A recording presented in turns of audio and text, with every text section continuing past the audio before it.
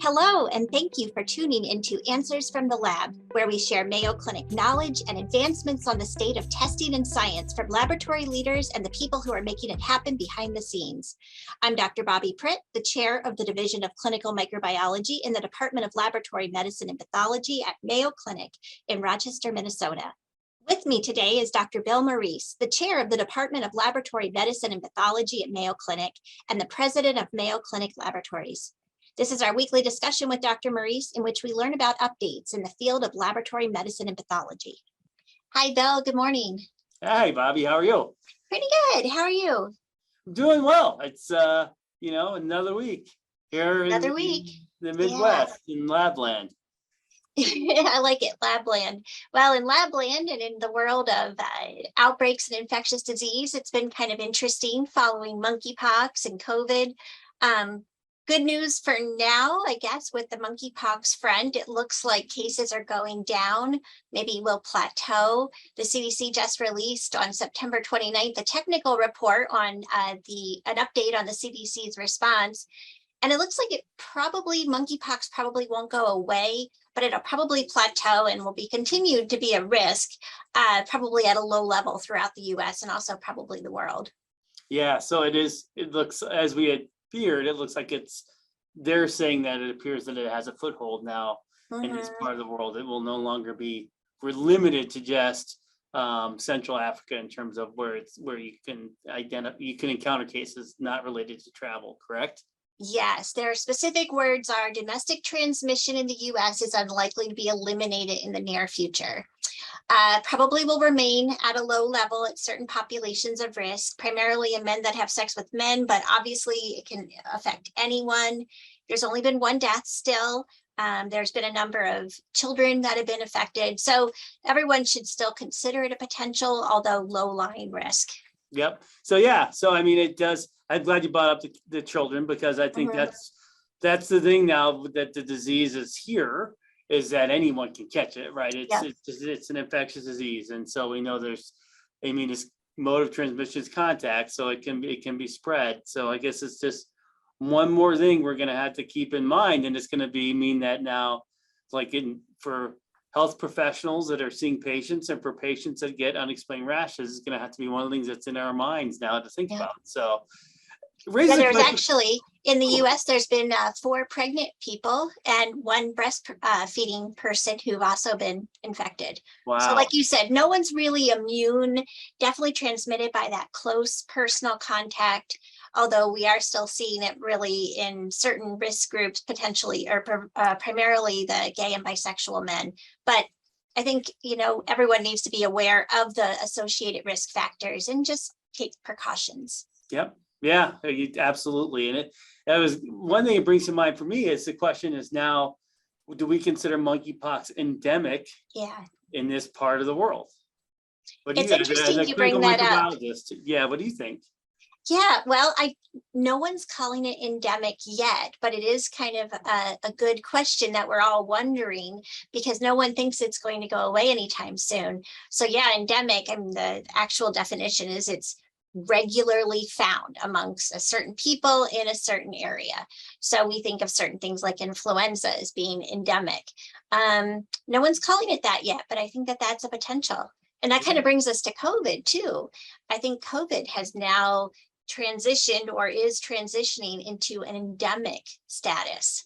Yeah. So what's the difference again for us between a pandemic and so endemic? You nicely described. Pandemic in contrast is, well, a pandemic is really something that is above an expectation, a global epidemic. It spreads to more than one continent, is essentially at a certain point out of control. And I don't mean to make that sound alarmist, but just that it's spread beyond what could actually be controlled and squashed and actually stopped. Now, that's when something new happens, but eventually it just becomes essentially endemic, and then we stop using the word pandemic. Yeah, I think that's important here, because like you mentioned with COVID, it's, I think we talked last time about the comments of President Biden, and the reality is that there's not going to be a clean there's not going to be one day you're going to wake up and it's going to be, it's over. The pandemic's over and we're now in an endemic. It's sort of a gradual transition with this respiratory illness. It's sort of been the opposite with, monkeypox thankfully didn't have nearly the number of people infected, but it's just kind of risen to a level where it appears it's going to continue to spread in this part of the world for some time. Whereas COVID, of course, been the opposite, where it was a major pandemic, a life-changing pandemic, but now that tidal wave is kind of slowly receding down to the endemic level. Yeah, and I think one of the important things that happens with the change from pandemic to endemic is really pandemic is associated with a certain amount of disruption, illness, hardship, loss of life, unexpected, usually when something new arises. But then the pandemic shifts to endemic once the disease becomes more stable and more manageable. Yep. And I think one of the things that's going to be challenging for us in the healthcare community and the labs is that although this transition with COVID will be gradual, the policy changes will not be, right? They'll just be, the policy changes now will start to, many of the measures that were put in place for COVID to give the flexibility to provide the resources and the healthcare resources needed. We're now seeing some of that kind of being kind of going back. And so I think it was a week or so ago, for instance, FDA and CMS said that if you're using a COVID test for asymptomatic screening, that it has to actually have been, it's authorized for that. When you submit it for EUA, you actually had to have that in the submission. And if you don't, and you're knowingly using a test that wasn't approved for that or authorized for that, there's a major penalty, like $10,000 per patient. So this is, I think, an example of we're going to have to really keep our ear to the ground in the labs and in healthcare about kind of the changing regulatory landscape. Absolutely. And it's probably important to remind everyone too that a public health emergency isn't necessarily the same as emergency use authorization. They're separate. They're not necessarily linked, although they often happen together. So we still have certain tests that have the emergency use status for things like Zika virus. And that can continue even once the public health emergency has been scaled back and something's no longer considered an emergency. But at some point, you would anticipate that tests actually go through the full regulatory process. And instead of having an emergency use authorization, they become cleared or approved through the regular regulatory pathways. Yeah, and I think that's certainly with all this, we've talked about on other podcasts, with the interest of FDA and really being more active in the world of laboratory developed tests and lab testing. It's almost a certainty that they will require tests at some point to get fully cleared for COVID.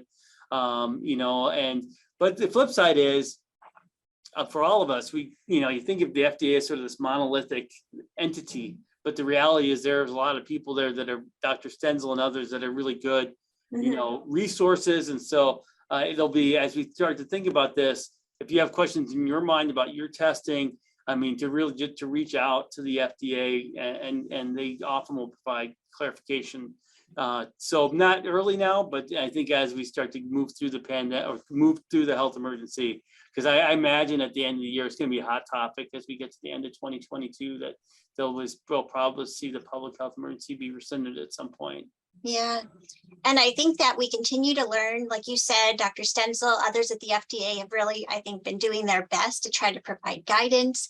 The response to monkeypox was more, I guess, just a little easier because we've been through it so recently with SARS-CoV-2, and hopefully future epidemics, outbreaks, maybe pandemics will go even smoother. I don't want to scare anyone, but we have seen a lot of outbreaks, mostly viruses. Since just the 2000s, we've had outbreaks of known things like dengue. We're seeing that again in the southern parts of some of the United States. And then, of course, MERS and the first SARS of Ebola and Zika. And the predictions that will continue because of globalization and just easy commuting across the globe, and also just encroachment into areas where there's animals and other viruses. There'll be more of that animal to people spread. Yeah, I know this is certainly not my area of expertise, but I've heard something along the lines of there's, literally tens of thousands, if not millions of microorganisms that we have not even characterized or encountered out there.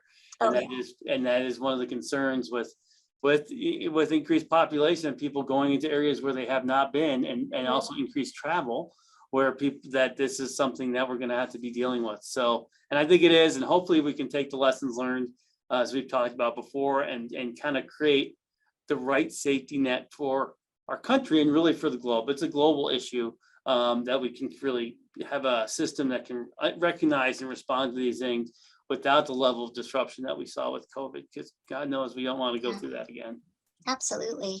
Well, maybe I'll use this to put in a shameless plug for those of our listeners who are interested in laboratory medicine or virology, because that's a hot area. This is a great time to become a medical laboratory scientist, to work in the laboratory, to be a laboratory director. If you're a medical student, go into pathology. It's an exciting career. Couldn't help it, Bill. I had to say that's it. Great. That's great. So, and then I guess to close with too, I know it's been on your mind and my mind, but just thinking about the people that have suffered with Hurricane Ian and all the destruction. That's been a lot. I know there's a lot of stories about healthcare organizations. Of course, we have Mayo Clinic in Florida that really did heroic things again, on top of everything else in the face of that. So, and the destruction that wrought. So, so, you know, there's still lots of challenges that we're going to have to come together. The most important thing is that we stick together as laboratorians, as a healthcare community, and step up when needed, like we have been doing all along. Yeah, absolutely. And we hope everyone's staying safe and recovering and protecting themselves and their families. Yep, indeed. Well, I guess until pretty soon we're going to have to talk about Halloween again. So that'll be exciting. One of my favorite holidays. Yeah, it's right up your alley. So. Well, that'll be a great future topic. Halloween and holidays and people coming together and all sorts of things. Indeed. All right. Well, talk to you next time then. Sounds good. See you, Bobbi. Yeah. Bye.